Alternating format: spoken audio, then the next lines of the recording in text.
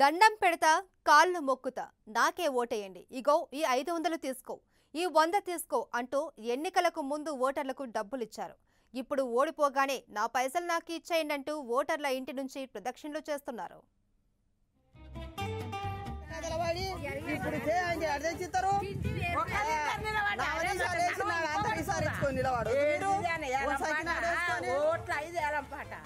నువ్వు నాకు ఓటేసినవా?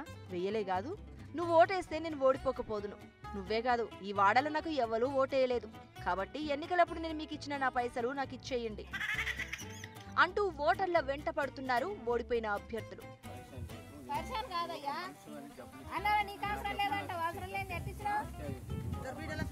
ఇప్పుడు సినిమాని కూడా వసూలు చేసి మరి నర్సింగ సినిమాని కూడా ఎన్నికలకు ముందు ఓటర్లను మచ్చిక చేసుకునేందుకు డబ్బు పంచుతూ బిందిస్తూ భారీగా ఖర్చు చేసిన అభ్యర్థులు ఓడిపోయాక ఆ డబ్బు రికవరీ చేసుకునే పనిలో పడ్డారు. మిమ్మల్ని నమ్మి ఎంతో ఖర్చు చేస్తే మాకు మిగిలిందేమీ లేదంటున్నారు. ఓటర్లకు వారి దగ్గరకు వెళ్లి మళ్లీ వసూలు చేస్తున్నారు.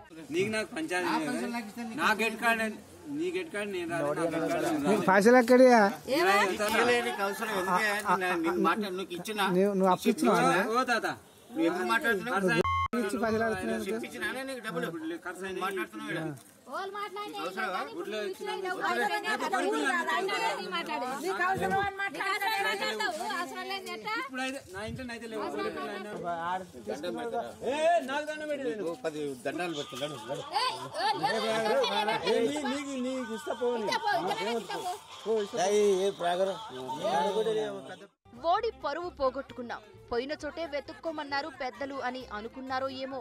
ఇచ్చిన డబ్బు కక్కేయండంటూ ఓటర్ల చుట్టూ బస్తాలు పట్టుకుని తిరుగుతున్నారు. కొన్ని ప్రాంతాల్లో అయితే మహిళలకు పంచిన చీరలు, కుంకుమ భరణలు వంటి వస్తువులను కూడా తిరిగి ఇచ్చేయాలని అడుగుతున్నారు. డబ్బు రికవరీకి వచ్చిన అభ్యర్థులను చూసి ఓటర్లు అవాక్కవుతున్నారు. మేం మీ దగ్గరకు వచ్చి పైసలు అడిగామా? మీరే వచ్చిచ్చారు. మీరు ఓడిపోతే మేమెందుకు బాధ్యులమవుతామంటూ ఎదురు ప్రశ్నలేస్తున్నారు. పలు ప్రాంతాల్లో ఓటర్లకు అభ్యర్థులకు మాటామాటా పెరిగి పోలీస్ స్టేషన్ వరకు వెళ్లిన ఘటనలు చోటు చేసుకుంటున్నాయి.